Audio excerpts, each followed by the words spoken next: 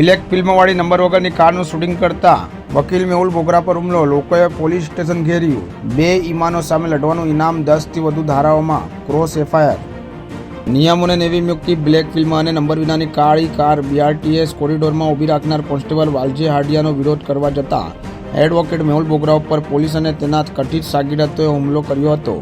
હુમલાનો video social મીડિયામાં viral. લોકો દ્વારા પોલીસ ઉપર પ્રતિક્રિયા કરવામાં આવી. એડવોકેટ પર હુમલાને પગલે રોષે ભરાયેલા લોકો પૂણા પોલીસ સ્ટેશન મથકે પહોંચ્યા હતા અને કોન્સ્ટેબલ તથા શાગીરદો વિરુદ્ધ ગુનો નોંધવાની માંગણી કરતા પોલીસે રાયોટિંગ અને સ્નેચિંગનો ગુનો નોંધવાની ફરજ પડી હતી. મેહુલ બોગરા વિરુદ્ધ પણ ટ્રાફિકના કોન્સ્ટેબલ ભલા દેસાઈ મારફતે ફરજમાં રૂકાવટનો ગુનો નોંધવામાં આવ્યો હતો.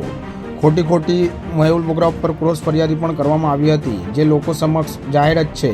મેહુલ બોગરાના કામના વખાણ જેટલા કરવામાં આવે તેટલા કમ છે અને પોલીસ એના સામે લાચાર થઈ ગઈ છે અને પોલીસના કાળા કામને મેહુલ બોગરા લોકો સમક્ષ જાહેર કરે છે. એના માટે મેહુલ બોગરા ઉપર 10થી વધારે ક્રોસ એફઆઈઆર પણ કરવામાં આવી, પરંતુ સત્યનો હંમેશા વિજય જ થાય છે. મેહુલ બોગરાના જણાવ્યા પ્રમાણે રવિવારે બપોરે બ્લેક ફિલ્મવાળી અને નંબર વિનાની કાર પરોટ પાટિયા 4 રસ્તા પાસે ઓવરબ્રિજ નીચે ટ્રાફિક શાખાની સેમી સર્કલ 15ની ચોકી પાસે બીઆરટીએસ કોરિડોરમાં જોવા મળી હતી.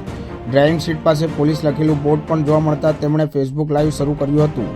કારનો દરવાજો ખટખટાવતા અંદરથી કોન્સ્ટેબલ વાલજી હાડિયા બહાર આવ્યો હતો, જે 2 વાર સસ્પેન્ડ થઈ ચૂક્યા છતાં પણ બ્લેક ફિલ્મવાળી કાર લઈને ફરતા હતા. નંબર પ્લેટ વિનાની અને બ્લેક ફિલ્મવાળી કારને લઈને ડીજીપીને પરિપત્ર બહાર પાડ્યું છતાં પાલન કરવામાં નથી આવતું. આવા સૂચનો અને આવા શબ્દોથી વાલજી હાડિયા ગુસ્સે ભરાયા હતા અને મેહુલ બોગરા પર તમાચો ઝીકી હુમલો કરવામાં આવ્યો હતો અને એમને જાનથી મારી નાખવાની ધમકી પણ આપવામાં આવી હતી.